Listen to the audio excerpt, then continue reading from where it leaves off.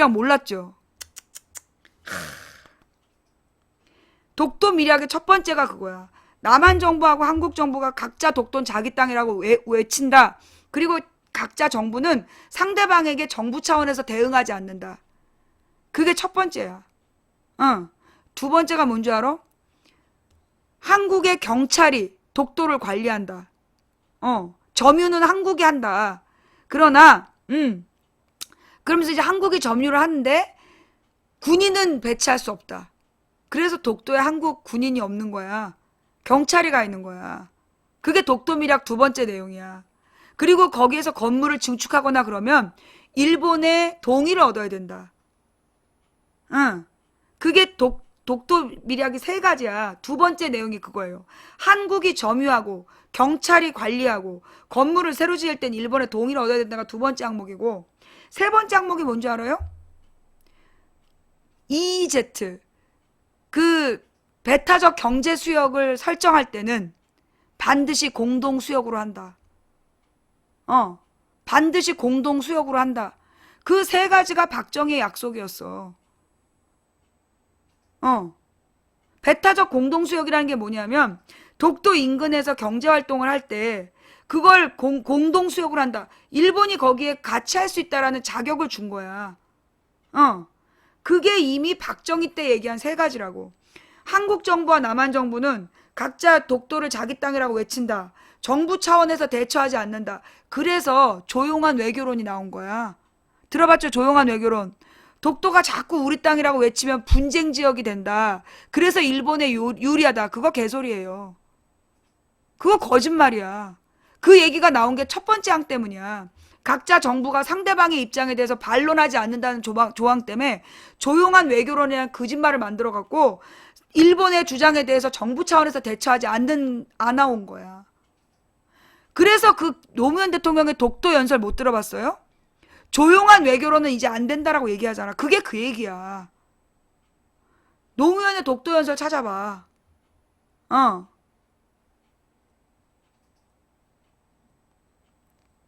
저기 신문 올라왔으니까 한번 보시고요. 예. 그래서 그 독도 미략을 한다는 거야, 박정희가. 그런 애야, 그런 애, 박정희가. 근데 독도 미략 얘긴데 또 왜 했더라? 이것도 우리 국민들이 모르셨군요. 예. 그래 놓고, 그래서 그 독도 미략이, 그래. 노무현이 독도 미략을 까버린 거야. 왜 깠냐? 이게 중요해. 그게 노무현 때까지 미략이었어. 김대중 때까지도 미략. 공개하지 않는 비밀 약속이었어. 박정희, 전두환, 노태우, 김영삼, 김대중까지 5 대통령이 입 밖에 안 낸 미략이야. 그런데 노무현이 깠어. 왜 깠냐? 이 개새끼들이 뭐라 그랬냐면 김대중이 독도 팔아먹었다고. 김대중이 독도를 팔아먹었다고. 독도의 경제수역을 공동 경제수역으로 만들었다고. 김대중이 독도를 팔아먹었다라고 계속 공격을 한 거야. 그때 언론에서. 그래서 노무현 대통령이 참다 화나가지고 김대중 대통령 누명 벗겨주려고 얘기한 거야. 그런데 뭐 노무현이 김대중을 배신해? 도대체 그렇게 얘기한 철없는 존재들은 누구였는지 난 지금도 궁금해요. 그때 노무현 대통령이 김대중 대통령 누명 벗겨주려고 독도 미략을 깠어. 그것 때문에 노무현 대통령이 죽을 때까지 괴롭힘을 당한 거야. 자살할 수밖에 없도록 그들이 괴롭힌 거야. 그 두 가지를 까서. 이미 남한의 군사력이 88년도에 북한을 제압했다. 주한미군 빼도 남한 혼자서 제압 가능하다. 그 비밀. 숙미 4대주의자들에게는 죽을 때까지 영원히 비밀로 해야 되는 내용인데 까버린 거야. 그 다음에 독도 미략. 우리 국내 친일파들에게는 무덤까지 가져가야 될 비밀이었어. 한국이 망해도 까면 안 되는 비밀을 노무현이 2개를 까버린 거야. 그래서 죽을 때까지 괴롭힘을 당한 거예요. 왜 저들이 지금까지 노무현 대통령을 노알라 이러면서 괴롭힌 줄 알아? 그래서 그래. 자기네들의 너무 치명적 2가지 비밀. 절대로 언급되면 안 됐던 결정적 비밀 2가지를 공개해버렸기 때문에, 그래서 지금까지 이 노무현 대통령을 죽여버리고, 죽인 다음에도 용서를 못하는 거야. 죽게 만든 다음에도 용서 못한 이유가 그 이유 때문이에요. 그러니 노무현 대통령이 김대중을 배신했다 이런 개소리 하지 말라고. 예. 독도 밀약이 뭔지 그게 박근혜 아버지가 한 짓이야. 어? 박근혜 아버지가 그 독도 밀약을 해주고 얻은 게 뭐냐? 차관을 얻었어. 일본에서 지원금을 얻은 게 아니라 돈을 빌린 거야. 갚아야 될 돈. 돈을 빌리는 조건으로 뭘 했냐? 정신대나 위안부나 강제징용 징병 간 사람들이 개별적으로 피해 보상을 신청하지 않겠다. 각서 써줬어. 응. 그게 박정희가 한 짓이야. 일본에다 독도 밀약 갖다 바치고, 그리고 일본에서 돈을 빌리는 조건으로 위안부, 정신대, 강제징용, 강제징병 이 모든 피해자들이 일본 정부를 대상으로 개인적인 손해배상하지 않는다라는 약속을 해준 거야. 맹약. 그래서 일본이 그러잖아. 이미 박정희 정부 때 끝났다. 그게 그 얘기야. 자기네는 배상하는 게 아니다.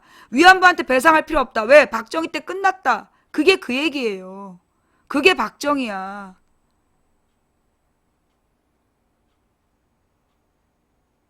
이거 지금 처음 하신 분. 예. 이 얘기 지금 요 박정희의 독도 밀약과 지금 얘기 처음 하셨어요? 아, 내가 진짜 그동안 방송 열심히 했는데, 방송 열심히 한다고 했는데 많이 부족했네요. 예. 정말 죄송합니다. 예. 제가 진짜 많이 부족했네요. 여러분들이 이렇게 많이 모르시는 줄 몰랐어요. 네. 저의 불찰입니다.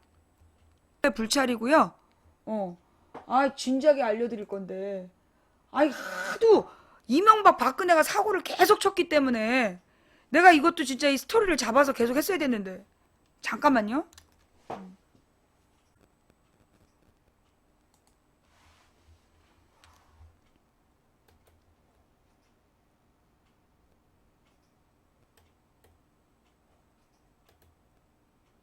음.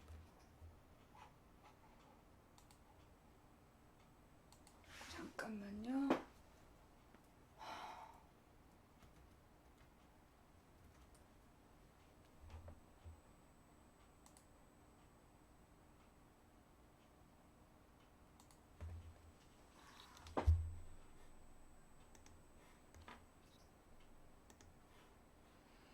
아, 내 컴퓨터가, 예. 지금 내 컴퓨터가, 막, 공격을 받고 있어갖고, 예. 지금 이제 그 컴퓨터의 공격을 예, 완화시키기 위해서 작업을 좀 하느라고 미안합니다. 자, 여러분, 이거요. 지금 2번을 찍겠다고 약속하시는 어르신들께 독도 밀양 얘기 꼭 해주세요. 이거 모르는 분들 많아요. 그죠? 이 독도 밀양 얘기를 제가 자주 했어야 됐는데 그동안에 제가 워낙 이 판을 짜는 데만 집중하다 보니까 요런 얘기를 많이 못했어요. 이 내용 어르신들한테 독도 밀양 얘기 꼭 해주세요. 예, 널리 알리셔야 돼요.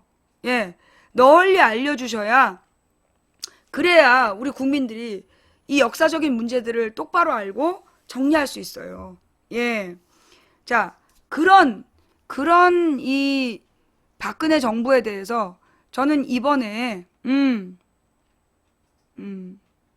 김진혁 PD의 지식 채널에도 나왔구나. 네. 저 내용 꼭 한번 보시고 널리 이 내용을 알려주시고요. 이번 선거는요, 박근혜 정권 심판이 맞습니다. 이번 선거는 박근혜 정권 심판이 맞아요. 그런데 우리가 심판만 하고 끝나면 안 돼.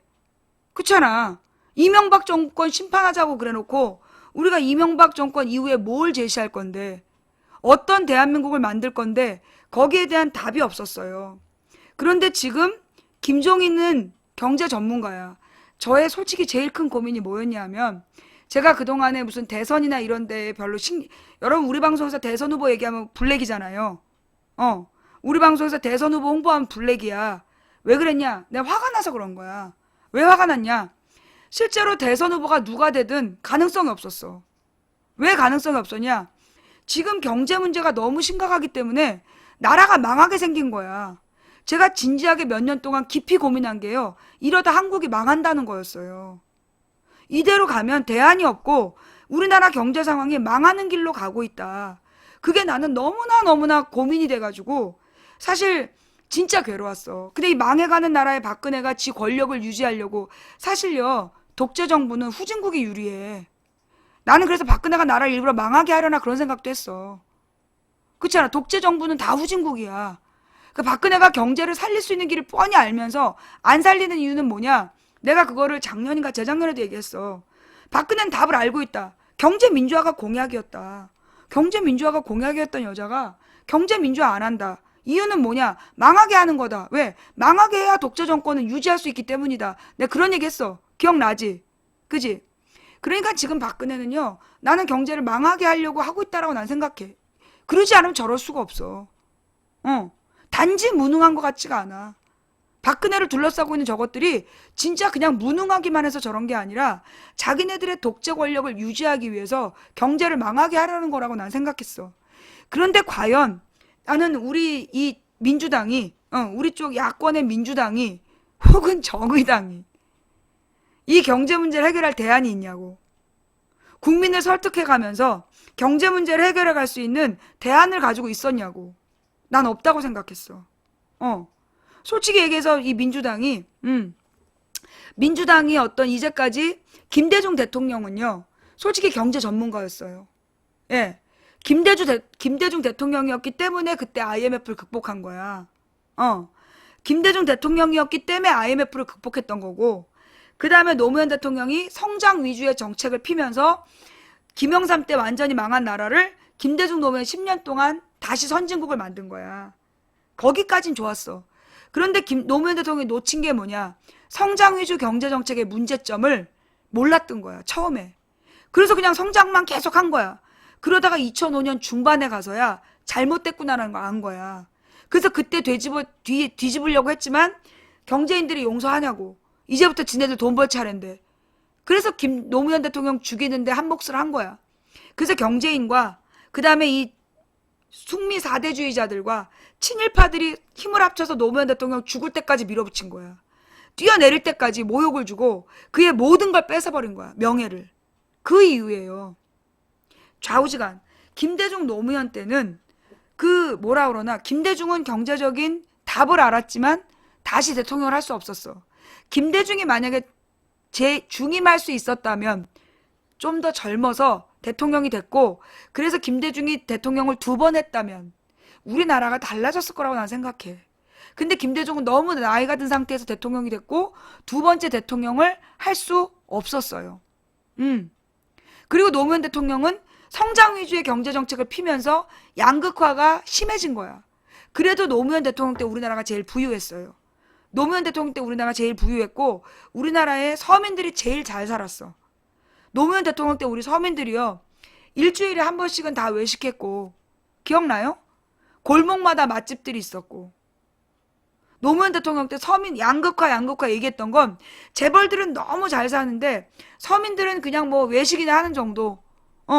그냥 뭐 월급만 간신히 받아서 생활이나 하는 정도. 그래서 노무현 대통령 욕한 거야. 부자들은 더 부자가 됐는데 우리는 그대로다. 근데 이명박 박근혜 들어서 어떻게 했어? 망했잖아. 노무현 때는 그래도 생활 유지가 됐어. 노무현 때까지는 생활 유지가 됐는데 노무현 이후에 이명박 박근혜 8년 동안 쭉 망했어. 그대로 자산 가치 떨어지고 소득이 줄어들고 그래서 가정이 판탄되고 자살한 사람이 늘어나고 이 모든 것들이 결국은 뭐였느냐 하면 우리가 그 당시에 몰랐던 거야. 그리고 실제로 그러면 이명박 박근혜가 집권했던 8년 동안 망한 거 맞는데 그때 우리 쪽은 대안이 있었냐? 정동영이 대안이 있었을까? 그때 민주당 후보 정동영이 대통령 후보였는데 대안? 없었어. 그럼 문재인은 확실한 대안을 갖고 있었나? 없었어. 정동영도 문재인도 이명박 박근혜보다 선명한 경제적 대안을 갖고 있지 못했어요. 그래서 국민한테 거절당했던 거야. 우리 그거 명확히 인지해야 돼. 그 당시에 많은 지식인들이 문재인이 박근혜보다 사람이야 좋지. 그런데 문재인은 어떤 대안이 없어. 그 얘기 많이 들으셨죠? 그죠? 그때 박근혜를 찍었던 많은 지식인들한테 그런 얘기 들어보셨죠? 사람으로는 문재인이 좋지. 그거 누가 몰라. 그런데 문재인은 대안을 제시하지 못했어. 그래서 안 된 거야. 그게 지식인들의 주장이야. 그런데 지금 김종인이 나는요 굉장히 놀랐어요. 내가 굉장히 놀랐다고. 내가 이번 일을 시작하면서 내가 기도하면서 이렇게 시작할 때 그 예루살렘 성을 복원한다는 느헤미야 얘기했던 거 기억나세요? 느헤미야 이야기. 단지 우리가 이번에 총선 승리해서 끝나는 게 아니라 새로운 대한민국의 비전을 제시하게 될 거다. 그 얘기 기억나시나요 혹시? 저 그때까지만 해도 김종인이 그런 사람인지 몰랐어요. 김종인이 경제적 대안을 가진 사람인지 몰랐다고. 모르고 막 얘기한 거 1월 달에. 1월 달에 내가 모르고 막 얘기한 거야. 느헤미야 얘기하면서 우리 성경 말씀에 느헤미야 얘기 나왔다고. 그러면서 성전을 복원하러 가면서 120일 기도를 하더라. 나도 이번에 120일 기도한다. 그 얘기했던 거 기억나죠? 그러면서 우리가 새로운 비전을 제시해야 된다. 우리가 대한민국에 새로운 변화를 가져와야 된다. 사실 1월 달까지는요. 말도 안 되는 얘기였어요. 불가능한 얘기였어. 1월 달까지만 하더라도 그때 1월 달에 우리가 할 수 있는 건 고작 박근혜 경제 파탄을 심판하는 선거. 그게 유일한 우리의 희망이었어. 그때는 솔직히 얘기하고 어떤 희망을 우리가 제시할 거라는 거 상상도 못했어. 김종인이 그런 경제 전문가인지도 솔직히 우리 국민들 몰랐고 그랬잖아요. 문재인이 김종인 데려갔을 때 나도 나쁘지 않다. 문재인이 김종인한테 전권을 준다고 그럴 때 그러면 안 된다. 문재인이 네 책임 회피하려고 그러냐. 내가 문재인한테 쌍욕을 했잖아. 지금 생각하면 내가 그때 참 문재인 선수가 얼마나 섭섭했을까. 내가 몰라서 그랬어 그때는. 여러분 기억나죠? 김종인이 문재인을 데려다가 전권을 준다 그랬고 내가 쌍욕을 했잖아. 이 지 책임을 피하려고 저 도망가려고 그런다고. 이번 기회에 오빠 그때 내가 몰랐어. 예. 자, 일단 공식적 사과예요. 예, 죄송합니다. 그때 몰랐어요. 예. 자, 좌우지간 문재인이 김종인을 데려온 거. 그리고 그 전권을 준 거. 물론 비문 따라지들은 문재인이 뭐 김종인을 데려온 게 아니라는 둥. 그러면서 김종인하고 문재인이 결이 다르는 둥. 지금도 헛소리를 하고 있어요. 예. 몰라서 그래. 나는 지금 고민하는 게 궁금한 게 뭐냐면 문재인은 김종인을 진짜 다 알았을까? 내가 이 시점에서 제일 궁금한 게 그거야. 문재인은 진짜 김종인을 다 알고 데려온 걸까? 한편으로는 알았을 수도 있다. 왜? 노무현 정부 제1대 경제부총리로 그 김종인을 불렀잖아. 김종인한테 삼고초려를 했는데 김종인이 올려다 돌아선 게 지금 김종인 욕하는 저 따라지들 쟤네들 꼴보기 싫어서 안 온 거잖아. 여긴 안 된다. 지네가 개혁 세력이라 놓고 재벌들한테 줄 서는 거 보고 그래서 김종인이 안 왔다는 거 아니야. 그래서 보면 문재인이 김종인을 알긴 알았을 거다.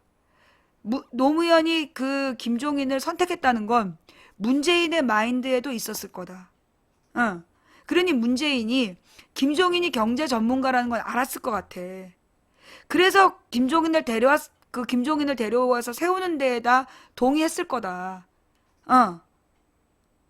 그런데 나는 김종인이 이만큼 해낼 걸 알았을까? 나는 문재인이 김종인이 여기까지 해낼 수 알았을까? 나 거기까지 몰랐을 것 같아, 왠지. 내가 나중에 문재인을 만나면 한번 물어보고 싶어. 문재인 대표한테, 전 대표한테 꼭 물어보고 싶어. 김종인 데려올 때 진짜 김종인이 여기까지 해낼 수 있다고 생각했냐? 그거 알고 데려왔냐? 근데 꼭 한번 물어보고 싶어. 좌우지간. 그래서 내가 볼 때 지금 김종인은요, 당내의 모든 내분을 불사르고 완전히 정리했어. 완전히 정리하고 지금 분명한 대안을 가지고 박근혜의 잘못을 조목조목 지적하면서 지금 가고 있어요. 지금 상황에서는 김종인에게 태클을 거는 건 내가 볼 때 그가 죽는 길이라고 봐. 김종인 앞길을 막는 자, 곧 그가 당할 것이다. 예, 선언하건대 그렇다는 생각이 들고요. 그러면서 이제 나의 고민은 또 하나가 있긴 있어. 그건 내가 선거 끝난 다음에 얘기를 할게요. 선거 끝난 다음에. 지금은 김종인에게 집중하는 게 옳다. 김종인에게 모든 길을 몰아줄 필요가 있어. 그래서 우리가 집권을 해야 돼. 응. 내가 선거 막판에 가서 내가 이제 선거 막판에 가서 얘기하든지 선거 끝나고 얘기하든지 뭐냐면 아니 지금 얘기해버릴까? 언제 다시 방송할지 모르니까 뭐냐? 경제민주화의 개념이에요. 경제민주화의 개념. 이게 중요한 얘기예요. 예, 다 깔 거예요. 경제민주화가 뭔지 아세요, 여러분? 경제민주화? 예. 경제민주화라는 말은 빈부격차 줄인다는 얘기예요. 한마디로. 경제민주화라는 말이요. 빈부격차를 줄인다는 얘기예요. 예. 빈부격차를 줄인다는 얘기는 여러분 이제 그 고등학교 경제교과서에 보면 로렌츠 곡선이라는 게 있어요. 그거 들어보셨어요? 예.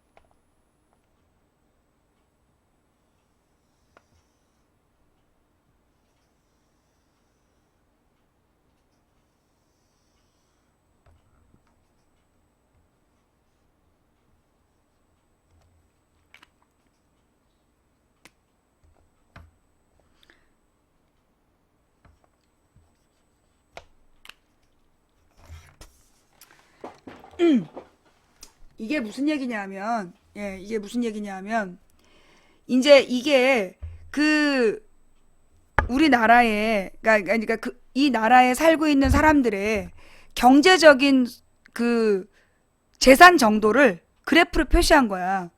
제일 가난한 1%가 가지고 있는 거 1%. 그 다음에 그 국민의 50% 정도가 갖고 있는 게 뭐 이 정도. 그럼 이제 여기 보면 별표는 일직선이죠. 그죠? 별표는 일직선이야. 이건 무슨 얘기냐면 완전 평등. 온 국민이 재산을 다 똑같이 갖고 있다는 얘기야. 온 국민이 재산을 다 똑같이 갖고 있으면 일직선으로 나와요. 그런데 그 가령 그 3번 같은 경우는 가난한 사람들은 굉장히 가령 지금 어느 정도야. 요 3번의 이 그래프를 보면 국민의 50%가 갖고 있는 양이 전 재산의 10% 정도밖에 안 되잖아. 그죠? 국민의 50%가 소유한 재산의 정도가 전체 국가 재산의 10%밖에 안 되는 거야. 그러면 이런 나라는 굉장히 빈부격차가 심한 나라예요. 도리어 상위권 1%가 가지고 있는 게 어느 정도야? 50%. 상위권 1%가 50%를 갖고 있는 나라와 하위 50%가 10%를 갖고 있는 나라. 이런 나라는 빈부격차가 큰 나라예요. 그 다음에 가령 일본 같은 나라는 완전 평등은 아니지만 거의 빈부격차가 나지 않는, 빈부격차가 적은 게 1번이야. 그 다음에 1번보다 2번이 빈부격차가 더 큰 거고 2번보다 3번이 빈부격차가 더 큰 거예요. 자, 그랬을 때 이 삼각형, 요 별이라는 그 직선과 이게 만드는 이 삼각형을 일로 보는 거야. 그 다음에 이 곡선 있잖아요. 요 곡선을 뭐라 그러냐면 로렌츠 곡선이라 그래. 그래서 이 로렌츠 곡선이 만들어지는 이 곡선에 따라서 이제 이 면적을 세는 거야. 면적을 재는 거야. 그럼 1번은 빗금, 그 다음에 2번은 점, 그 다음에 3번은 뭐 이렇게 스트라이프다 했을 때 전체 이 삼각형 분에 이 로렌츠 곡선으로 만들어지는 이 그래프가 차지하는 면, 그러니까는 빗금면, 전면, 스트라이프면 그 면이 차지하는 비율 이걸 뭐라 그러죠? 예. 그러니까 이 삼각형 분의 이 삼각형의 면적 분의 이 곡선이 차지하는 면적. 아니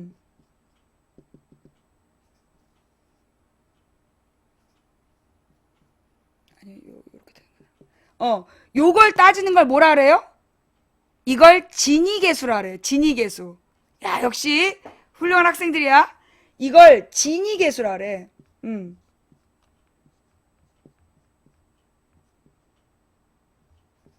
진위계수. 이 진위계수라는 게 뭐냐 하면 모든 나라에서 이걸 조사를 해요. 그러니까 선진국에 진위계수를 조사하는 거야. 그래서 얘가 작을수록 곡선의 면적, 이 곡선으로 만들어진 이 일직선과 곡선이 만든 면적이 적을수록 선진국이다. 들어봤어요? 이 절대평등의 직선과 요 로렌츠 곡선이 만들어내는 그 면적이 차지하는 비율이 적을수록, 그 면적이 적을수록 선진국이다 라고 얘기하는 거야. 그게 진위계수라는 거예요. 그러면 그걸 왜 선진국이라고 할까? 빈부격차가 적을수록 선진국이라고 한다. 그게 경제민주화예요. 예. 이게 경제민주화야. 우리나라는 이 면적이 지금 커요. 우리나라는 로렌츠 곡선이 이렇게 만들어져 갖고 그 비율이 되게 커. 그래서 우리나라는 빈부격차가 큰 나라. 근데 선진국은 빈부격차가 적은 나라. 그러면 그걸 왜 OECD에서 조사해가지고 빈부격차가 적을수록 선진국이라고 얘기하느냐야. 이게 경제민주화 개념이에요. 경제민주화 개념.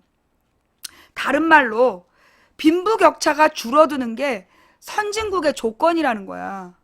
근데 우리나라는 이제까지 어땠어요? 개인의 능력에 따라 돈 버는 건데 그게 왜 욕먹어야 되냐.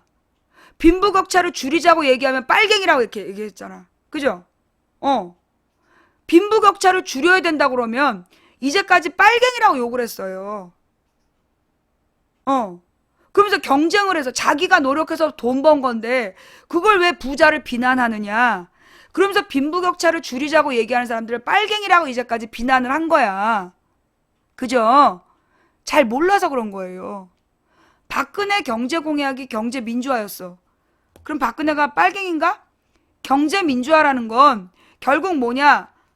경제민주화라는 건 빈부격차 줄이겠다는 얘기였고 그럼 박근혜가 빨갱이 되는 거야. 무슨 얘기인지 알겠지? 자, 그래서 이제 경제민주화가 뭔지 알겠어요? 빈부격차를 줄이는 거다. 오케이? 이해가 되셨습니까?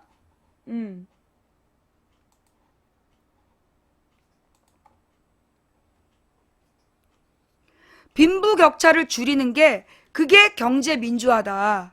자, 그럼 이제까지 그게 왜 안 됐을까 우리나라에서? 예. 우리나라에서 이제까지 그게 왜 안 됐을까요? 솔직히 우리나라에서 그거 안 된 이유는 뭐냐면 그 부자들이 부자도 자유다. 자유민주주의 국가에서 내 돈 내고 내가 돈 번다는데 그걸 왜 막느냐.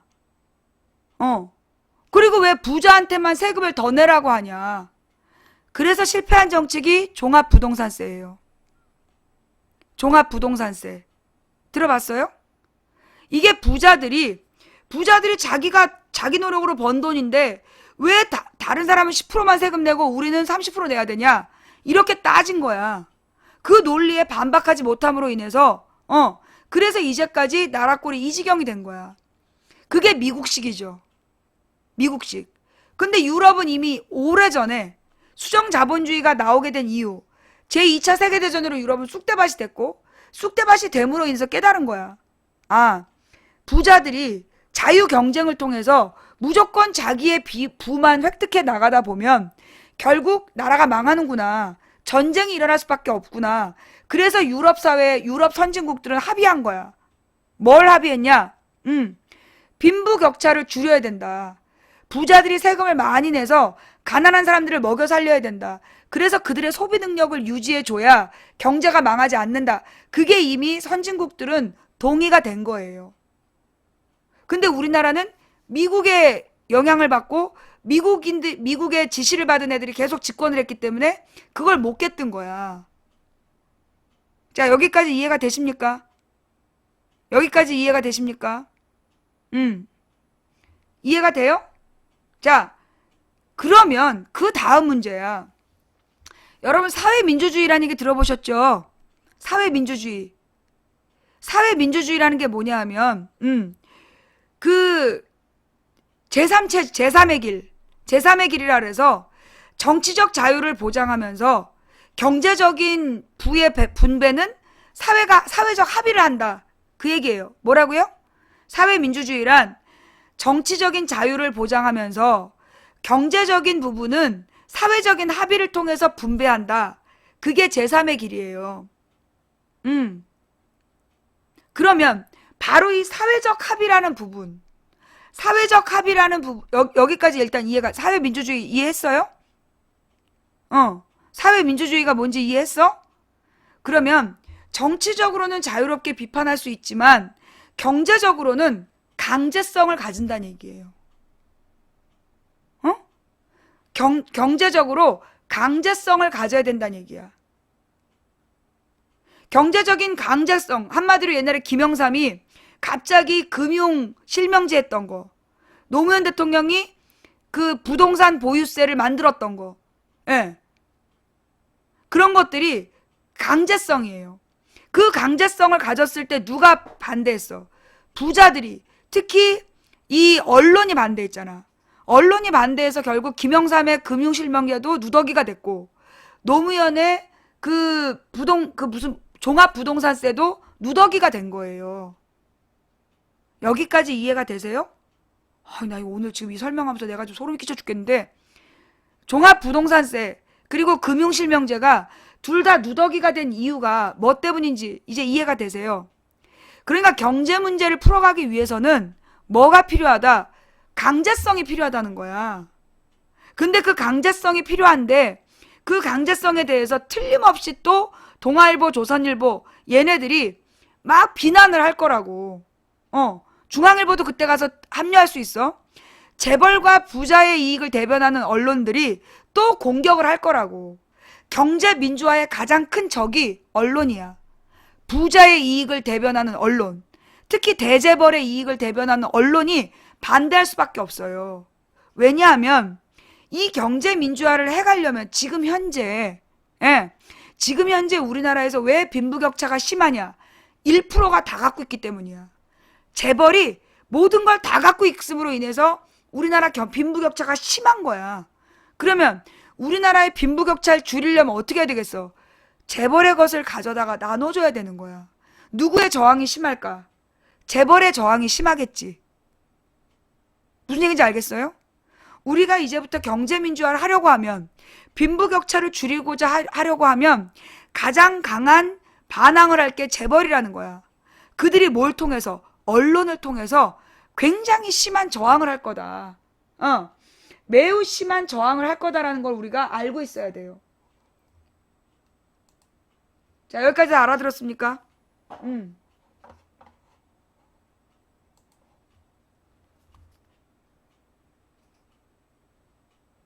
솔직히 어려웠던 게 뭔지 질문하세요. 이거 굉장히 중요해요. 내가 왜 이 얘기를 하느냐? 제가 오늘까지 방송하고요. 3일 동안 방송 안 할 생각이에요. 예. 제가 오늘까지 방송하고 3일 정도 방송 안 할 생각이야. 비상사태가 일어나지 않으면 제가 3일 동안 쉴 생각이에요. 왜냐? 내일부터 세월호 2차 청문회가 있어요. 내일부터 세월호 2차 청문회가 있어. 그래서 28일부터 30일까지 월, 화, 수 3일 동안 청문회를 한대요. 여러분, 세월호 2차 청문회에 집중해 주세요. 우리 그동안 잊고 살았잖아요. 그죠? 예. 우리가 그동안 잊고 살았고, 그 가족을 잃은 그들의 고통에 대해서 저부터 제가 이 총선판을 만들어야 된다는 생각, 총선판 때문에 제가 집중하지 못했어요. 이제 3일 동안 저는 생방송을 하지 않고 재방송만 하면서 사실 지난주부터 오늘까지 한 제 방송이, 그러니까 방송이 제가 볼 때 굉장히 중요한 방송이야. 이런 얘기해서 미안해요. 자화자찬 부끄럽습니다. 제가 볼 때 지난주에 제가 한 내용이 지난주부터 지금까지 한 내용이 좀 나름 중요하다고 봐요. 예. 그래서 그 지난주 월요일부터 오늘까지 한 내용을 제가 3일 동안 재방송해 드릴게요. 제 방송 다 못 보셨잖아. 그죠? 제 방송을 다 못 보신 분들이 있기 때문에. 그리고 이제 이게 유튜브로 개인적으로 보시는 것도 있어요. 근데 왜 이걸 재방송으로 같이 하느냐 하면 가령 유튜브로 혼자 봤는데 모르는 게 있을 수 있잖아. 그죠? 유튜브로 팟캐스트로 혼자 들었는데 이게 무슨 말인지 모르겠다. 그런 내용 있잖아요. 그래서 우리가 재방송을 하는 거야. 그러면 재방송을 들으면서 이게 무슨 얘기냐 질문을 하면 아는 시청자들이 설명을 해주는 거야. 뭔 말인지 알겠지? 예. 그래서 제가 지난 월요일부터 오늘까지 한 이 내용을 제가 이제 월, 화, 수 3일 동안 재방송을 해드릴 거예요. 그러면 그때 사실 우리 방송에 많은 지식인들이 보고 계셔요. 여러분들이 시간 낼 때마다 오셔서 잘 모르겠다고 질문하는 시민들한테 여러분 설명 좀 해주시면 좋겠어요. 예. 예. 여러분은 이제 설명을 좀 해주시고 저는 제가 이제 월, 화, 수 3일 동안 이 집중적으로 기도하고 건강을 회복을 해서 목요일 날 돌아오는데 만약에 중간에 사고를 누가 치면 돌아올 거예요. 누가 만약에 또 김종인을 흔들고 선거판을 흔들려고 누가 작당을 했다. 그러면 이제 그때 다시 긴급 생방송을 할 거예요. 월, 화, 수 세 중에. 예. 그런 게 없다면 저는 예. 수요일까지 여러분이 세월호 청문회에 집중해 주시기를 부탁드립니다. 예. 세월호 청문회에 집중해 주시기를 부탁드리면서 채팅창에 서울대라고 쓰네치고 진짜 서울대 못 봤다. 뻥까지 말고 이따 물어. 예. 무슨 얘기인지 아시겠죠? 네. 자, 그래서 제가 이제 여러분들께 드리고 싶은 이야기는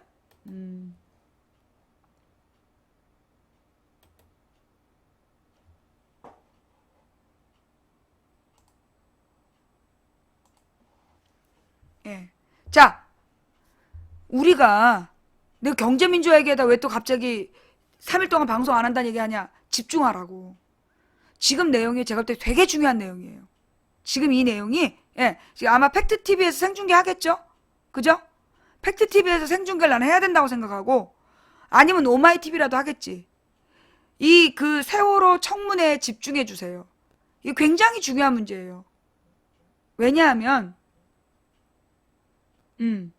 예.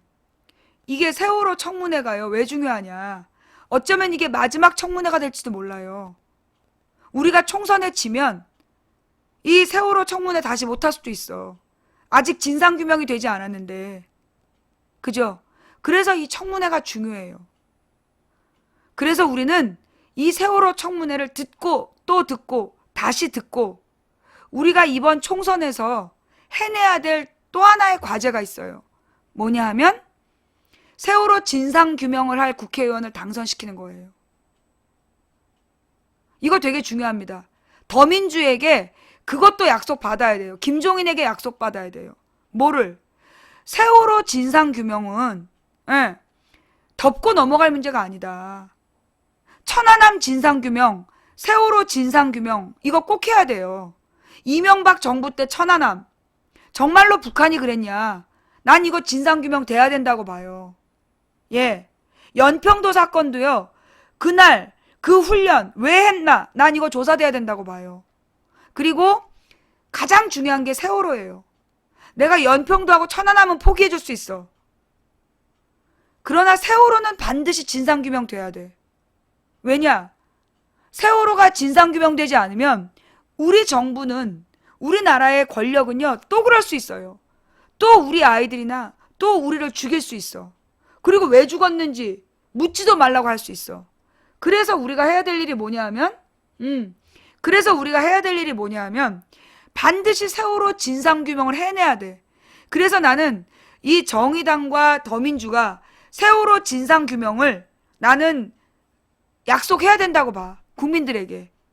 난 그걸 따내기 위해서 이번 이 3일 동안에 세월호 청문회에 우리 국민들이 집중해 주길 바라고 더민주 많은 후보들에게 그걸 요구해야 된다고 봐요.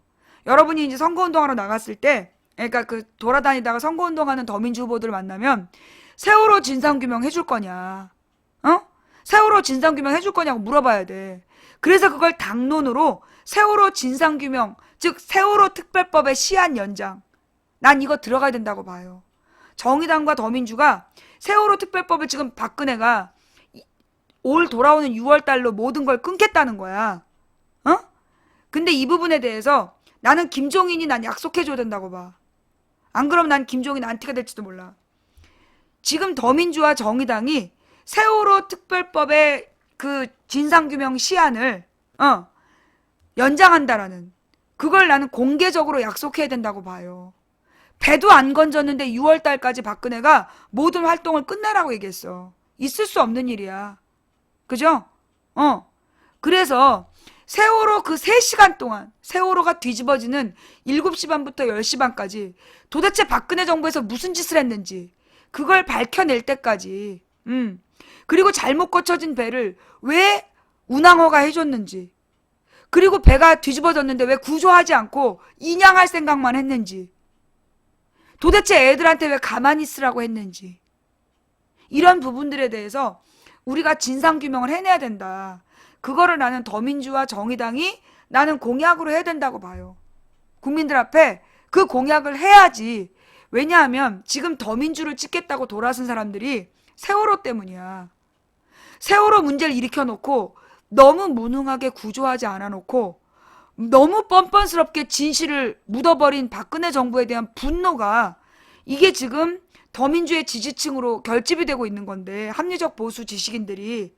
근데 세월호 진상규명에 대해서 어떤 공식적 약속도 하지 않는다면 나는 그거는 더민주가 위험해질 수 있다고 봐요. 제가 지금 잘못 생각하는 건가요?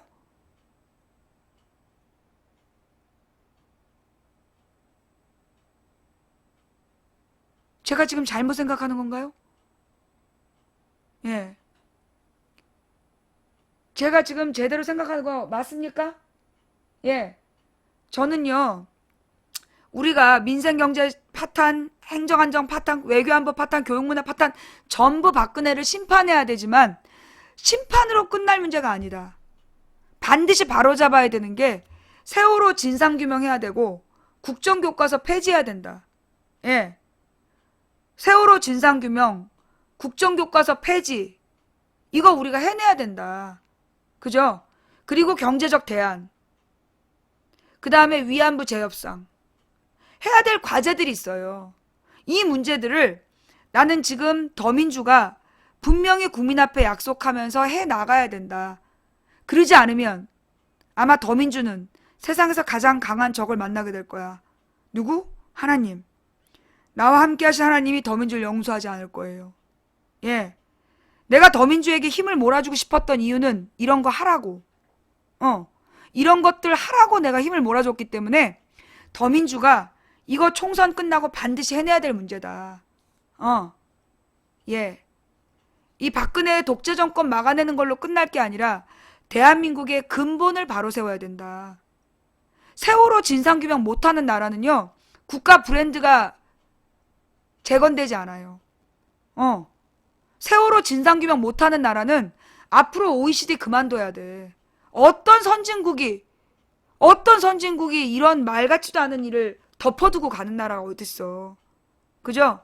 박근혜가 그 세월호 진상규명을 계속 방해하면 극단적 처방을 내려야 돼. 대통령 자리에서 내보낼 수 있다라는 그 정도를 우리가 해내야 돼요. 지금 뭐 유승민한테도 물어보세요. 대구 시민 여러분, 유승민한테도 물어보세요. 너 세월호 진상규명 할 거냐? 모든 후보들한테 세월호 진상규명 하겠냐고 물어봐야 돼. 그래서 새누리당을 제외한, 이미 새누리당은 세월호 진상규명 못하게 하겠다라고 결심한 당이기 때문에 새누리당은 뭐라고 이제 와서 진상규명 하겠다라도 개무시하세요. 걔네들 말 어떻게 믿습니까? 걔네는 이제까지 번번이 거짓말했기 때문에 그들은 우리는 인간 취급 안 합니다. 걔네들의 말은 공갈이야. 걔네들은 공약이 아니라 공갈이기 때문에 걔네들은 우리 상대하지 않습니다.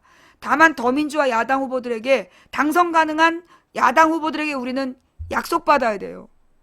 반드시 국정교과서 폐지시키고 세월호의 진상규명을 해내고 위안부 재협상을 따낼 것이다. 예, 이걸 우리가 분명히 따내면서 그리고 경제적 대안을 제시하라. 이걸 우리가 해 나가야 된다. 일단 너무나 과제가 분산되면 헷갈릴 수 있어요. 저는 이제 첫 번째 경제적 대안이 가장 중요하다. 우리가 그 유권자를 만나서 제가 그랬잖아요.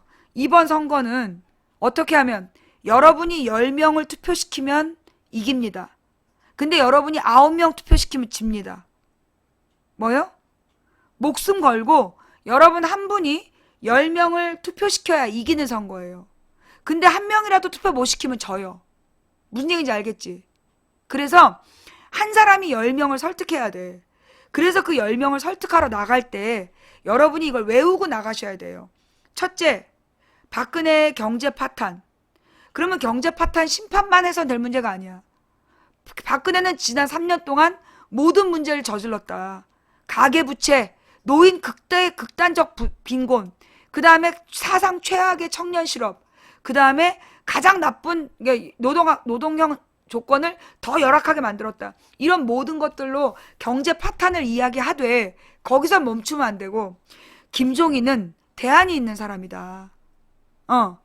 지금 이 시대가 김종인 기사를 하나 갖고 다니면서 김종인의 말, 지금 세상이 변했다. 그런데 과거의 정부가 전부 과거의 성장 위주의 경제론을 피면서 그래서 답이 없었다. 그런데 지금 김종인은 비전과 답이 있다.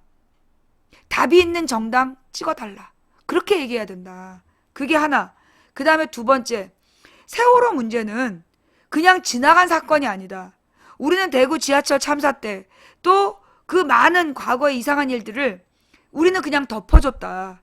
그 결과 우리의 아이들이 그 죄 없이 가만히 있으라니까 가만히 있으라고 있다가 죽어간 아이들, 건져 올린 아이들의 모든 손톱이 짓이겨져 있는, 끝까지 붙들고 있다가 물이 차오르니까 그 벽에 끝까지 붙들고 있느라고 손톱이 다 짓이겨진 아이들, 맨손으로 그 유리를 깨고 나오고 싶어서 그 열리지 않는 문을 쥐어뜯다가 죽어간 그 아이들에게 우리가 그 아이들의 죽음에 우리는 책임을 져야 된다. 그러니 세월호 진상규명은 우리가 반드시 해야 된다. 그러니 이번에 한 번만 봐주시면 머리끝부터 발끝까지 바꾸겠다 그랬던 저 새누리당이 거짓말했던 애들을 철저히 심판하고, 그리고 세월호 진상규명을 할 국회의원을 뽑아야 된다. 그래서 세월호 특별법을 고쳐야 된다. 지금 박근혜는 6월 달까지 그 활동하고 못하게 한다. 세월호 특별법을 연장해야 된다. 세월호 특별조사를 연장을 해서 진상규명해야 돼. 몇 년이 걸리든 5년이 걸리든 6년이 걸리든 진상규명해야 된다. 그리고 난 이거 살인죄를 적용해야 된다고 봐요. 여러분, 태완이 사건 때문에 살인죄에 대한 공소시효가 사라진 거 아시죠? 저는 이번 세월호 사건에 저는 살인죄가 적용돼야 된다고 봐요. 그래서 나는 공소시효가 사라져야 된다고 봐.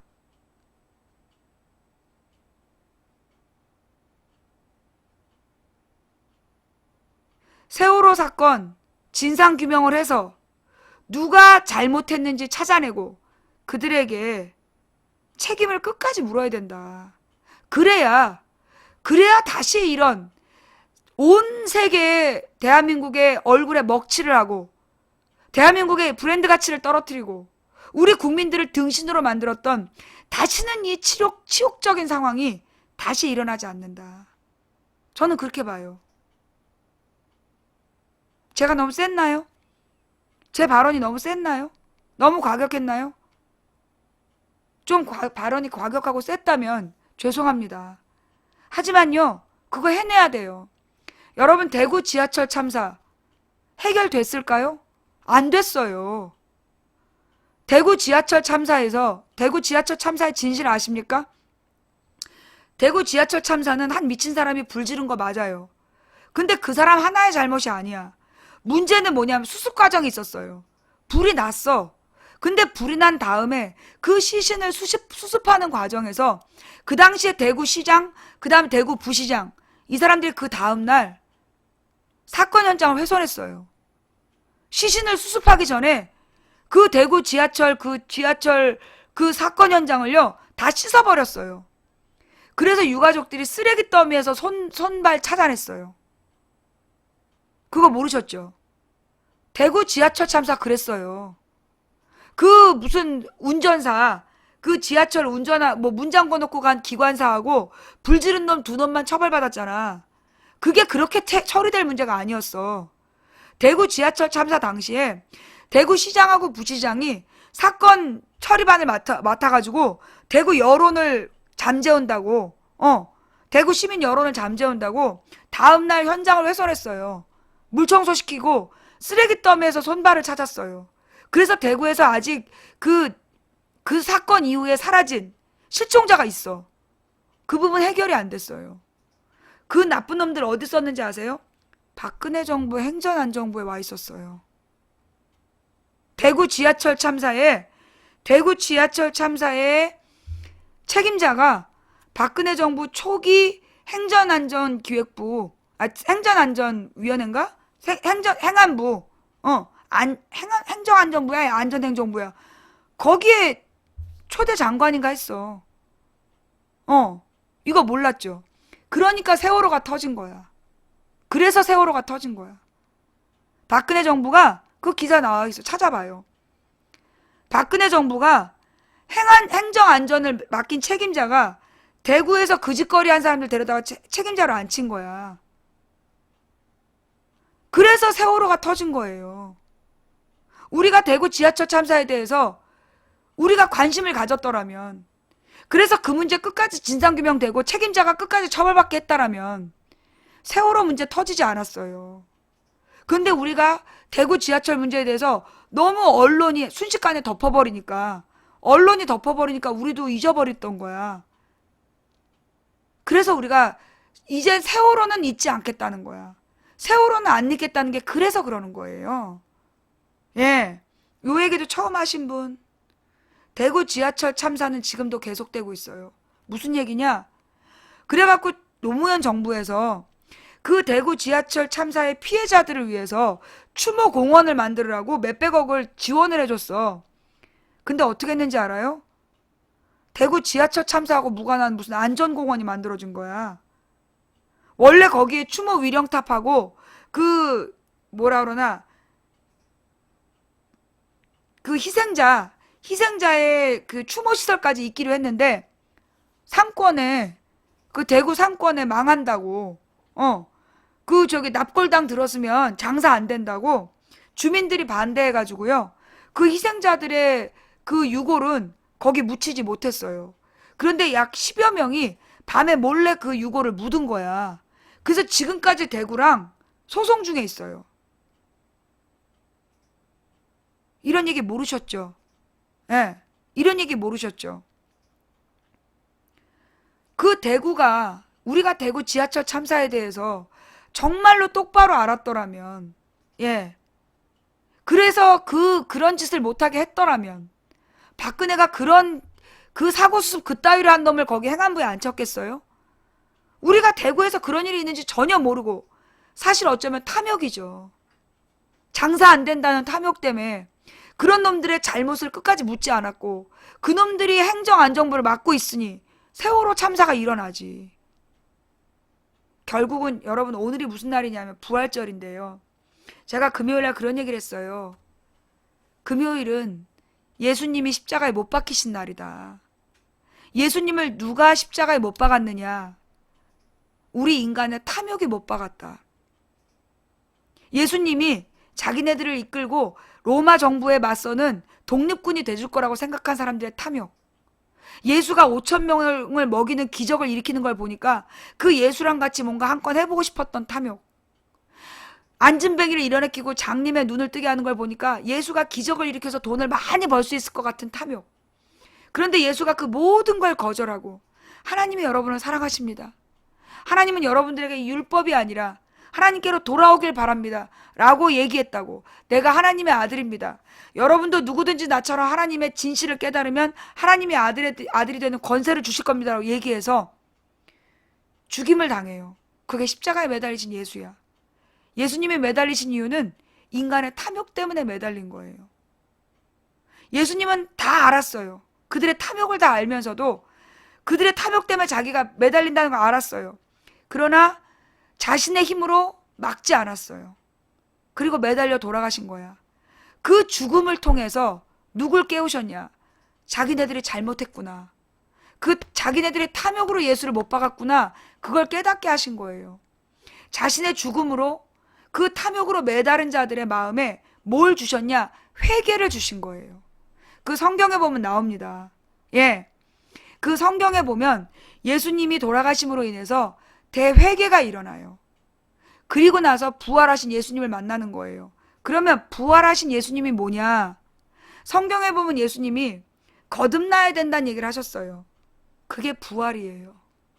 나는 지금 우리 한국의 기독교회가 부활에 대해서 되게 어렵게 얘기하고 있다고 생각해요. 나는 부활이 뭐라고 생각하느냐? 거듭남이 저는 부활이라고 생각해요. 그러면 거듭남이라는 게 뭐냐? 예수님께서 얘기하신 거예요. 그 부자 청년이 와서 어떻게 해야 거듭날 수 있습니까? 저는 율법을 다 지키고 있습니다. 그때 예수님께서 뭐라고 얘기하셨느냐 하면 당신이 가진 것을 다 팔아서 가난한 사람들에게 나눠주고 나를 따라라. 그러자 부자 청년이 근심이 가득 차서 돌아갔다. 예수님의 부활은 2000년 전에 있었던 다니엘 사건이 아니에요. 예수님은 지금 살아계셔요. 예수님이란 존재가 뭐냐? 우리들 마음속에 예수를 모르는 사람에게는 양심이란 이름으로, 부처를 믿는 사람에게는 성불의 소망으로, 예수를 믿고 하나님의 자녀가 되려고 하는 자에게는 예수님의 이름으로 있는 게 그게 예수님이에요. 예수님이 거듭나셨다는, 예수님이 부활하셨다라는 건 예수님이 거듭나셨다는 얘기예요. 거듭남의 길을 보여주신 거예요. 거듭남의 길이라는 게 뭐냐? 내가 목숨을 바쳐서 타인을 사랑하면, 그들이 모두 회개하고, 그래서 자신들이 가진 것을 다 나눠서 더불어 잘 사는 세상이 되면 천국이 우리의 것이 된다는 걸 보여주신 것이다. 그게 저는 부활절의 의미라고 생각해요. 부활절에 달걀 먹는 거, 부활절이 뭔가 우리가 이해하지 못하는 이상한 게 아니라 예수님이 거듭남이 뭔지 이미 말씀하셨어요. 너희가 가진 것을 팔아 가난한 자들에게 나눠주고 나를 따라라. 그게 거듭남이다. 그게 부활이다. 그래서 부활은 소망인 거예요. 어떤 소망이냐? 천국에 대한 소망. 그러면 그 천국이 뭐냐? 죽어서 가는 거냐? 물론 죽어서 하나님을 만나는 것도 천국이에요. 그러나 하나님께서는 지금 이 땅에 계세요. 여러분의 마음속에 계시고 지금 제 옆에도 계시고 온 우주 모든 것에 존재하시는 하나님께서 지금 이곳을 천국으로 만들어 주실 수 있어요. 어떻게 하면? 우리가 모든 우리의 탐욕을 내려놓고 대한민국의 새로운 대한민국을 만들겠다고 약속하면, 부자가 내 주변에 굶게 하는 사람이 없게 하겠다라고 결심하면 천국이 되는 거예요. 여러분, 혹시 최부자 아십니까? 경주 최부자 이야기? 경주 최부자에 그 10대 가훈이 있어요. 그 10대 가훈에 뭐가 있느냐 하면 인근 백리 안에 굶어 죽는 자가 없게 하라. 경주 최부자를 팔아서 정치를 어떤 놈은 하고 경주 최부자를 팔아 장사한 놈들도 있어요. 근데 진짜 경주 최부자가 존경받아야 되는 이유는 딱 하나야. 뭔데? 그 10대 계명의 5가지. 인근 백리 안에 굶어 죽는 사람이 없게 하라. 그게 제일 중요한 거예요. 부자가 자기 주변에 굶어 죽는 사람 있으면 안 된다는 거야. 복지에 신경 쓰라고 얘기한 거야. 근데 그 최부자 이야기를 교묘하게 왜곡시켜갖고 권력을 차지하고 장사할 때 써먹은 거야. 거기 넘어가면 안 돼요. 그 최씨 가문에서 내려오는 며느리들에게 최씨 가문의 며느리는 3년 동안 무명옷만 입어라. 검소하라고 가르친 거야. 명품? 지랄 연병들이지. 최씨 가문의 며느리는 3년 동안 무명옷을 입어라. 그렇게 3년 동안 무명옷을 입으면서 비단이나 호화사치를 빼라고 얘기한 거야. 이 최씨 가문의 그 얘기를 보면은요. 그 다음에 뭐냐. 재산을 분리되 만석이당 불리지 마라. 이것도 중요한 거야. 그게 얼마나 대단한 의미인지 아세요? 지금 이건희 봐봐. 이건희나 우리나라 부자들은 끝없이 부자가 되려고 그래. 계속 부자가 되려고 그래. 계속해서 부자가 되려고 하기 때문에 악착같이 뺏는 거야. 그런데 최씨 최부자 가문에서는 상한제를 둔 거예요. 재산을 모으되 만석이야. 만석. 만석 이상 모으지 마라. 예. 재산을 모으되 만석 이상 모으지 마라. 이런 상한제를 둔 거예요. 그래서 끝없이 부자가 되지 못하도록. 그러니까 어느 이상은 더 이상 자기 것을 삼지 말고 나눠주라고 가르친 거야. 그거 경제민주화 사상이야. 그 다음에 재산에 나아갈 땐 진사 이상 나아가지, 권력에 나아갈 때, 그러니까 관리로 나아갈 때는, 관리로 나아갈 때 진사 이상 나아가지 마라. 한마디로, 부자가 권력을 주지 마라. 부자가 권력을 주지 마라. 그게 최씨 부자가, 최씨 가문이 부를 유지했던 비결이라는 거예요. 부자는 최씨 가문의 가훈을 자신의 가훈으로 삼아야 되고, 가난한 자들은 일확천금을 꿈꾸면 안 돼요. 제가 지난주에 그런 얘기 했어요. 일확천금을 꿈꾸지 마라. 여러분, 우리 가난한 사람들이 자살하는 가장 큰 이유가 뭐냐? 절망감 때문이에요. 절망감은 어디서 오느냐? 내가 아무리 노력해도 이 상황을 바꿀 수 없다라는 분노에서 오는 그 절망감이 우울증이래요. 그 우울증으로 자살하는 거예요. 자, 무슨 얘기냐? 그런데 그 절망감은 어디서 오느냐 하면 상대적 박탈감에서 더 많이 와요. 쟤는 부자인데, 쟤는 더 가졌는데 왜 나는? 쟤는 금수저고 나는 흙수저라 난 안 돼. 이런 상대적 박탈감이 절망감을 더 극대화시켜요. 그래서 우리를 더 자살하게 만드는 거야. 그래서 우리가 빈부격차를 줄여야 되는 거예요. 근데 이 빈부격차를 줄이는 건 나의 노력으로 되는 게 아니라 부자의 회심을 통해, 부자들의 회개를 통해 가능한 거예요. 그래서 부자는 회개하고 가진 것을 나눠야 돼요.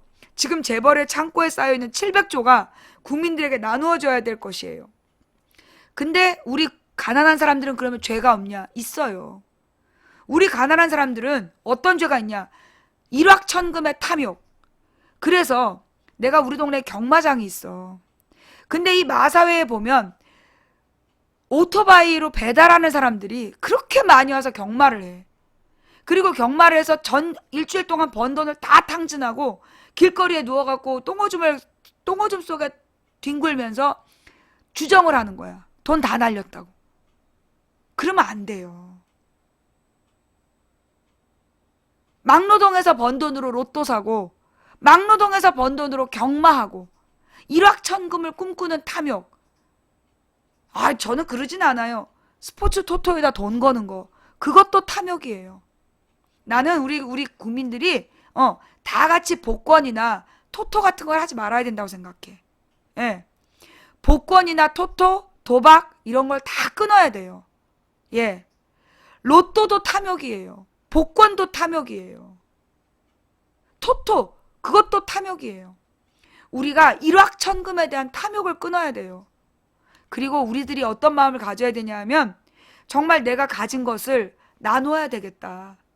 콩 한 쪽도 나눠 먹겠다 라고 생각할 때 그때 기적이 일어날 거예요. 여러분, 제가 하고 싶은 얘기는 많지만 오늘 여러분께 드리고 싶은 얘기가요. 우리 조카가 아시다시피 아버지를 잃었잖아요.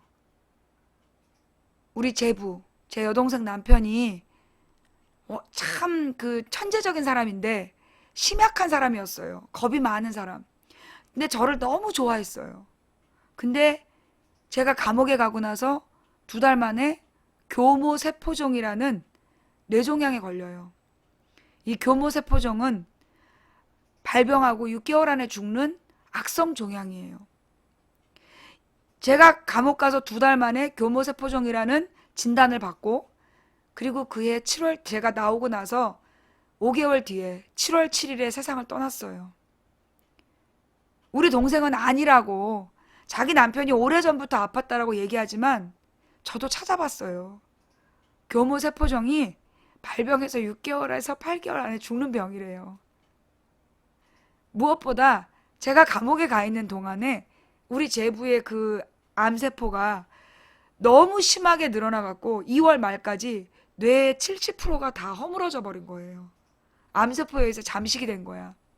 그래서 결국 5개월 뒤에 또 죽었는데, 제가 2월 8일에 나오거든요. 2월 말에 찍어보니까 1월에 찍은 사진에서 더 진행이 안 된 거야.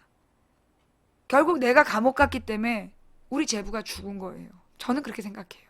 저는 평생 제 여동생과 제 조카들에게 저는 빚을 졌어요. 그래서 제가 제 조카들에게 용돈을 보내요. 군대에 있는 조카에게도 용돈을 보내고, 그 다음에 여자 고등학교 조카한테 한 달에 5만 원씩 용돈을 줘요. 많지도 않은 돈이에요. 근데 이 애가 자기 친구 중에 정말 너무 가난하고, 그래서 지가 돈을 벌어서 써야 되는 애가 너무 배고픈 날 돈이 동전밖에 없는 친구가 있더라는 거야. 그래서 그 동전밖에 없는 친구한테 너는 500원을 내라, 내가 얼마를 낼게.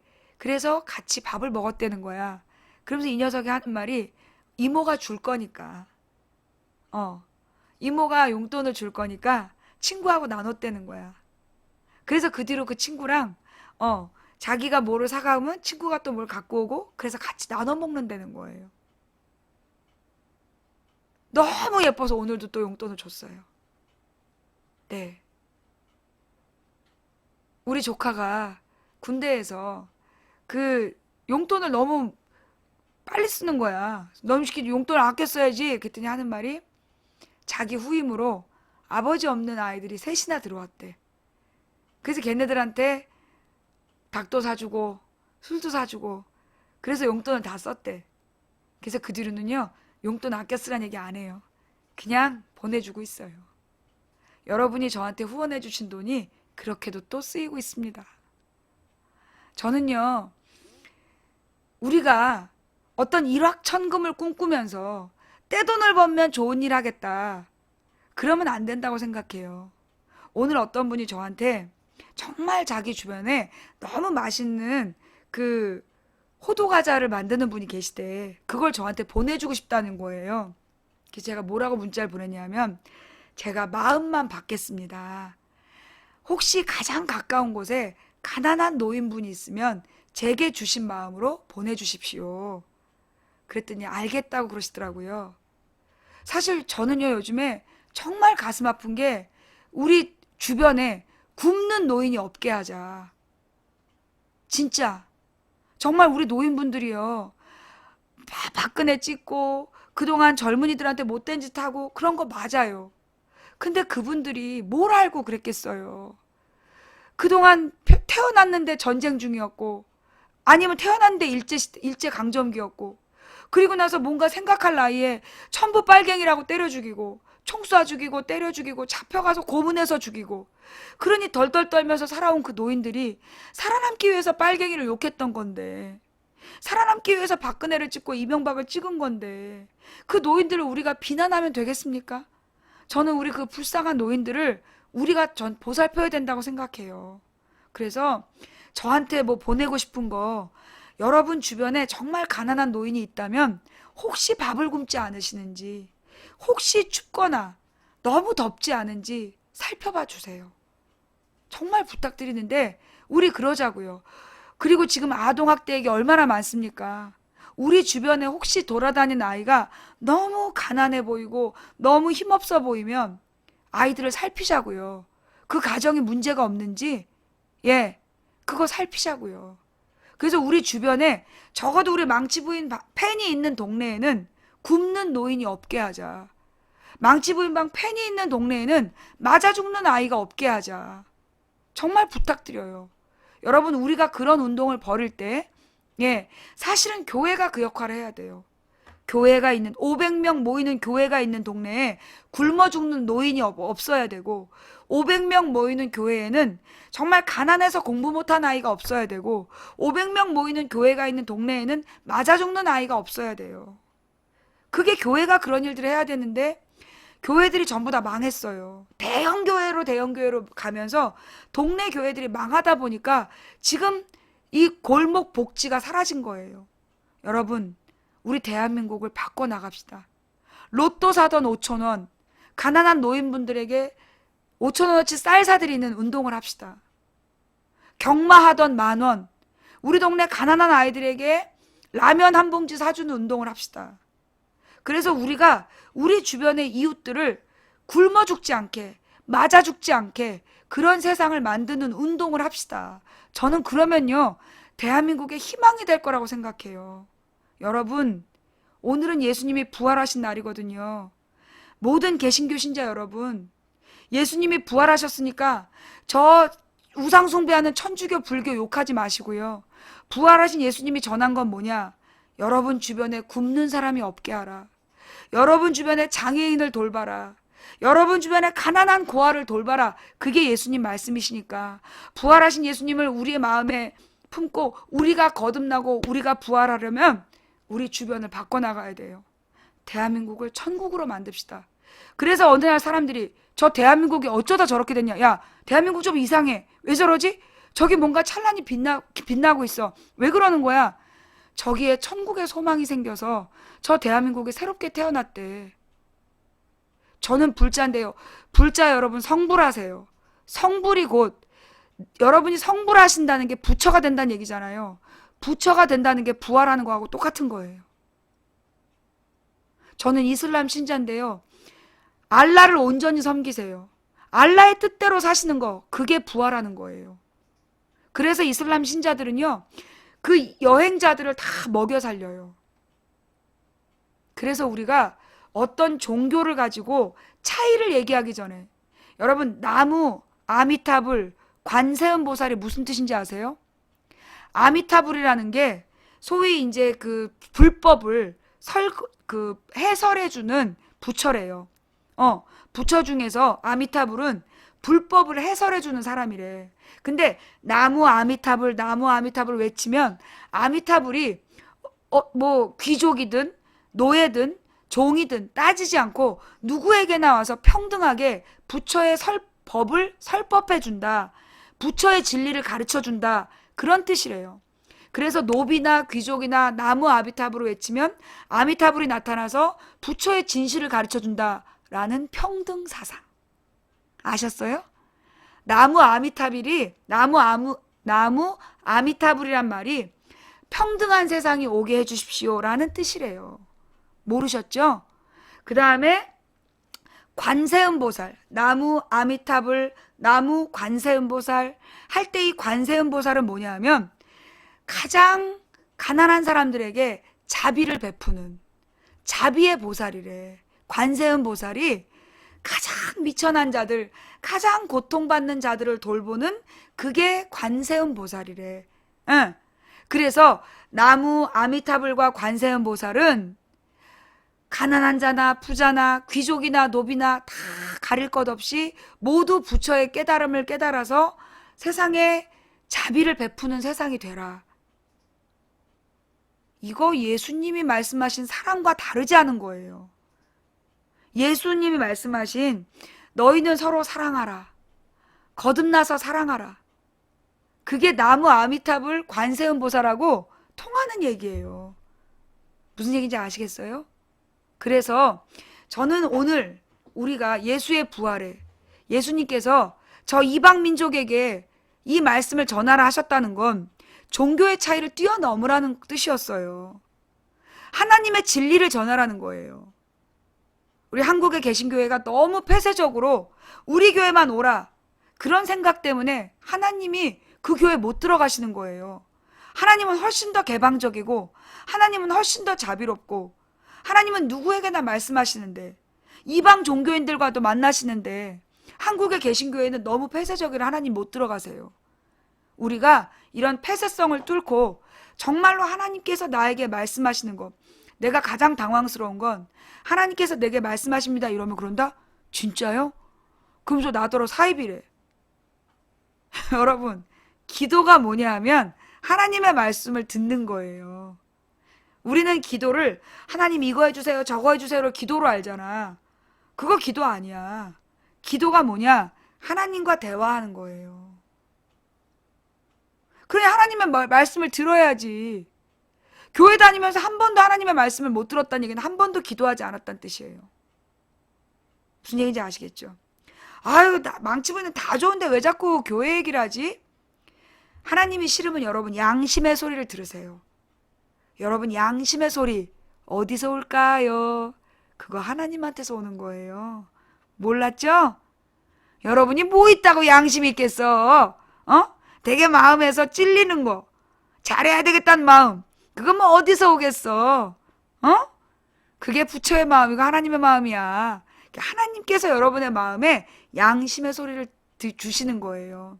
그러니 양심의 소리라도 귀 기울이세요. 그리고 꼭 깨달으셔야 돼요. 우리 인류는 혼자서 살 수 없어요. 혼자서 살 수 없어. 인류는 약한 자를 돌볼 때 공존이 가능한 존재예요. 왜일까요? 우리가 약자를 핍박하고 약자를 괴롭히잖아. 그래서 그 약자가 죽었어. 그러면 어떻게 될까요? 자, 쉬운 얘기로 어떤 여러분에게 대빵 일진이 여러분한테 야, 저 새끼 재수없어. 왕따 시켜. 그래서 다 같이 왕따를 시켰어. 그래서 제가 자살했어. 그 다음에 어떻게 됐을까요? 왕따가 사라졌을까요? 그 왕따에 협조했던 가장 약한 애, 그 다음 왕따 대상이야. 이해가 딱 되죠? 일진이 어떤 이 왕따를 주도하는 애가 야, 갑순이 쟤 왕따 시켜. 그래서 죽을 때까지 괴롭혀. 그래서 걔가 죽었어. 그러면 이 반에서 더 이상 왕따가 사라졌을까요? 아니요. 가장 약하면서 왕따에 침묵했던 애, 걔가 그 다음 희생자가 되는 거예요. 그게 인간이 가지고 있는 탐욕의 모습이야. 우리 인간은 선하게 태어났을까요? 악하게 태어났을까요? 성선설과 성악설이 인류가 수천 년 동안 논쟁해온 철학적 논제예요. 인간은 악하게 태어났을까요? 선하게 태어났을까요? 둘 다 갖고 태어났어요. 저는 그렇게 생각해요. 인간은 선함과 악함을 다 가지고 태어났어요. 왜? 에덴 동산의 선악과, 에덴 동산의 선악과, 그게 우리 마음에 선과 악이 다 있다는 거야. 그래서 우리 마음에 탐욕과 사랑이 공존해요. 예. 탐욕스러운 마음과 사랑과 자비의 마음이 공존하는 거야. 그게 우리 인간의 본질이에요. 그래서 사실 그 못된 일을 하는 건 탐욕의 마음이야. 잔인무도한 탐욕스러운 마음이 발동을 하면 그렇게 탐욕스럽고 사악한 인간이 되는 거야. 그런데 선한 마음이 그 탐욕스러운 마음을 감쌀 때, 선한 마음이 더 커지면 그 인간이 선한 삶을 사는 거예요. 그럼 우리가 어떻게 해야 돼요? 내 마음에 악한 기운을 선한 기운으로 감싸서 선한 마음을 더 강하게 했을 때 인간이 살아남는 거야. 그 선한 마음은 어떻게 되는 거냐? 나보다 힘센 자를 섬기는 건 선한 마음이 아니야. 악한 마음이야. 나보다 약한 자를 돌보는 게 선한 마음이에요. 그래서 제가 뭐라 그랬어요? 강한 자와 약한 자의 사이에 중립은 없다. 강한 자와 약한 자 사이에 중립은 없다. 무조건 약한 자 편을 들어야 된다.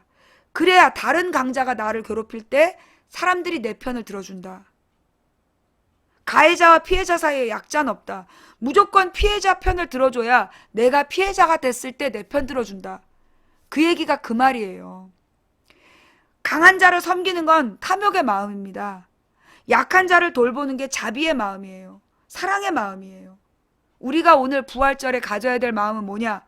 나보다 약한 자를 돌보겠다는 강한 마음을 가질 때, 그래서 내가 약한 자를 돌보기 위해서 기부도 하겠다. 세금 못 내겠냐고.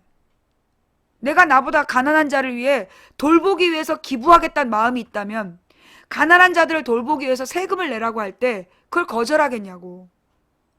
우리 모든 사람이 저 이건희부터 우리 가난한 모든 사람이 그런 마음을 가질 때 그래서 세상이 나눔의 세상이 될 때, 그때 천국이 가능하고요. 새로운 대한민국이 가능한 거예요. 오늘 우리 주일 설교 말씀이 부활의 산 소망. 저는 오늘 소망을 선포합니다. 여러분, 제가요, 여러분 이제까지 제가 예언한 대로 되는 거 보셨죠? 에? 제가 이제까지 굉장히 많은 예언을 했고 그 예언이 이루어지는 거 보셨죠? 제가 오늘 예언합니다. 이번 선거가요, 야, 2번이 1번 되는 데에서 끝나는 게 아니야. 이번 선거를 통해서 새로운 대한민국의 비전이 제시될 거예요. 그리고 대한민국이요, 정말로 새로운 길을 가게 될 거예요. 그래서 우리가 21세기 지구의 역사를 바꾸게 될 거예요. 이대로 가면 지구가 멸망의 길로 가거든요. 예. 이대로 가면 지구가 알파고가 지배하는 멸망의 시대로 가게 되는데, 우리 대한민국이 새로운 인간운동, 새로운 운동을 벌여서 우리 대한민국의 이 철학이 전 세계를 변화시킬 거래요. 제가 분명히 선포합니다. 여러분 믿으십시오. 그리고 10명을 투표시키고 10명에게 우리가 먼저 철학적으로 회개하고 우리가 먼저 사상적으로 변화돼서, 그래서 우리가 10명을 변화시켜야 돼. 그러면 대한민국이 변화될 거예요. 우리 모두가 다 같이 더불어 먹고 사는 세상이 가능합니다. 분명히 말씀드렸어요. 아유, 망치 부인은 미친 것 같아. 도대체 전현이 왜 저러나. 그게 되겠어? 된다고 믿든 안 된다고 믿든 저는 이제 이 땅을 두고 기도하지 않아요. 예. 이 산지가 우리나라가 아니야. 이제 우리나라만이 아니라 전 세계를 놓고 저는 이제 오늘부터 기도할 거예요. 우리 대한민국이 새로운 인류의 비전을 제시할 거다. 그래서 이 비전으로 전 세계가 한국의 목소리에 귀 기울일 거다. 저 오늘 그걸 소망으로 품어요.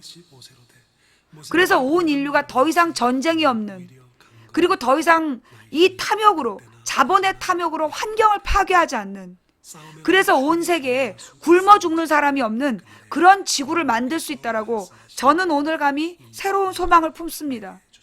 이 산지를 내게 주소서. 이건 단지 내 적을 무찌르는 게 아니에요. 우리의 적은 오늘부터 우리의 탐욕입니다. 우리가 함께 살려고 맘먹을 때, 내 것을 나누려고 맘먹을 때, 그때 우리 인류가 살아날 수 있어요. 나보다 강한 자를 두려워한 게 아니라 나보다 약한 자를 돌보려고 할 때 우리 인류가 공존할 수 있어요. 저는 이제 이 기도를 시작합니다. 그러니 여러분들, 망치 부인 말이 마음에 안 드시면 안 들으셔도 돼요. 근데 여러분, 저는요, 여러분들 중에 굉장히 많은 수가 오늘 이 이야기에 모든 종교를 떠나서 여러분 공감하셨음을 느껴요. 제가 지금 소름이 바짝 돋고 있어요. 예, 보이세요? 제 팔에 지금 소름이 다다다다닥 일어났어요. 이거 뭐냐, 어떤 사인이냐, 지금 이 방송을 듣고 있는 여러분들 중에 다수가 공감했다는 얘기예요. 된다고 믿든 안 된다고 믿든 여러분의 믿음대로 될 거예요. 정말요. 소름 돋으셨어요? 여러분들도 소름 돋으셨어요? 지금 이 이야기를 들으면서 종교를 떠나서, 지금 무교를 떠나서 모든 사람들이 제가 볼 때 어떤 소망이 여러분의 마음속에 씨앗으로 심어졌을 거예요. 저는 믿습니다. 우리들이 오늘 품은 이 소망이 저는 반드시 열매를 맺을 거라고 믿어요. 오늘 우리 마음속에 품어진 이 씨앗이, 여러분 20년 뒤에 오늘을 기억하세요. 꼭. 오늘이 언제냐면 2016년 3월 27일이에요. 오늘을 기억하세요. 오늘 대한민국에 5,000명이 하나의 꿈을 꾸게 됐다. 이 5,000명이 꾸었던 이 꿈이, 예수가 오병이어의 기적을 이뤘던 날 그 5,000명을 먹였던 그 꿈이 오늘 이 5,000명에게 새로운 꿈이 될 것이다. 그리고 인류가 이제 새로운 길을 찾게 될 것이다. 저는 믿습니다. 여러분도 믿으십니까? 된다고 믿든 안 된다고 믿든 당신의 믿음대로 된답니다. 한 사람이 꾸는 꿈은 꿈일 뿐이지만 100인이 꾸고 만인이 꾸면 현실이 된답니다. 오늘 5,000명이 함께 꾼 이 꿈이 저는 반드시 이루어질 거라고 믿습니다. 지성이면 감천이란 말이 있지요. 지극한 정성은 하늘을 감동시킨다. 누군가 간절히 소망하면 온 우주가 그를 위해 움직이기 시작한다. 누군가 포기했기 때문에 우리는 늘 졌던 것이다. 우리가 포기하지 않으면 미래가 바뀐다. 우리가 가는 길은 갈 만한 길이라서 가는 게 아니라 가야 할 길이라서 간다. 저는 믿습니다. 저는 우리가 해낼 것 같아요. 우리 국민들, 제가 말씀드렸잖아요. 월드컵 4강 뭐 정몽준의 뇌물? 지랄하고 있네. 우리가 월드컵 4강 간 건요, 우리 국민이 기를 모았기 때문이에요. 우리 국민이 기를 모아서 20세기에, 지난 세기에 세계사 4번 썼어요. 그게 우리 민족이에요. 우리 민족이 기를 모으면, 마음을 하나로 만들면 또 21세기의 세계사를 우리가 써나갈 겁니다. 믿으세요. 하나님께서 말씀하셨어요. 가능하다고. 우리 민족이 그만큼 뛰어나기 때문에. 19세기의 저 유태인들은 그들의 탐욕으로 온 세계를 전쟁을 3번 했지만, 3번 4번 전쟁을 했지만, 하나님께서 사랑하신 우리 민족이 21세기에는 전쟁이 아닌 평화, 오염이 아닌 생명, 공존, 그런 새로운 세계를 이끌어가게 하실 거예요. 그게 가능하냐고. 유엔 사무총장이 한국인인데? 그게 왜 불가능해? 안 그래요? 여러분이 믿으시면 기적은 가능해요. 길이 보이지 않으면 길을 만들면 되고요. 빛이 보이지 않으면 우리가 빛이 되면 돼요. 기적이 필요하다면 우리 지난 103일 동안 기적을 만들었잖아요. 앞으로도 기적을 계속 만들어가면 돼요. 지금 역사를 새로 만드는 게 누군지 아세요? 여러분이에요. 지금 기적을 만들고 있는 게 누군지 아세요? 여러분들이에요. 난 진짜 억울해요. 박근혜가 나한테 살을 쏠까봐 억울해. 난 아무것도 안 했어. 진짜 기적을 만든 건 이 일요일 밤에 모여 소망을 모은 5,000명. 그들이 기적을 만들고 역사를 만드는 거야. 박근혜 잘 들어. 내가 그런 게 아니야. 오해하지 마. 나한테 살 쏘고 그러면 안 돼. 하도 저기 무당들 불러다가 굿하는 걸 좋아해서. 자, 여러분, 오늘 방송 어떻게 보셨어요? 볼만하셨나요? 볼만하셨다라면 추천 부탁드리고요. 아유, 5,000명이 왔을 때 추천하라고 그럴걸. 이런, 지금 추천 4,000명도 안 했어. 큰일 났네. 네. 추천해주신 모든 분들께 감사드립니다. 그리고 오늘 방송이 열리자마자 달려와주신 분들께 감사드리고요. 처음부터 끝까지 시청해주신 여러분께 감사드립니다. 후원해주신 한 분 한 분 진심으로 감사를 드립니다. 매니저님들 각방에서 고생하셨습니다. 자, 저는요, 오늘부터 3일 동안 재방송 틀 거예요. 그리고 별일 없으면 목요일날 돌아오고요. 사고 치면 바로 돌아온다. 알지? 자, 그래서 여러분들 3일 뒤에 우리 수요일까지 세월호 청문회 보고 우리 목요일날 만나요. 감사합니다. 이 방송 녹음 녹화 떠서 유튜브와 팟캐스트에 올려주시는 참세상님, 풍행국님, 여비곤님 진심으로 감사를 드리면서 오늘 방송 여기까지 할게요. 생방송 함께 해주신 5,000분께 진심으로 감사드립니다. 욕을 했건 조롱을 했건 그래도 여러분이 오늘 여기 오신 거 궁금하신 거잖아요. 망치 부인이 뭐라고 얘기하나 궁금하셨잖아요. 그리고 시키니까 욕은 하면서도 마음 한켠 흔들리셨죠? 그게 바로 하나님의 마음이에요. 우리 목요일 날은 우리 더욱더 굳건한 사랑하는 마음으로 만납시다. 힘들 내시고 목요일 날 만나요. 감사합니다.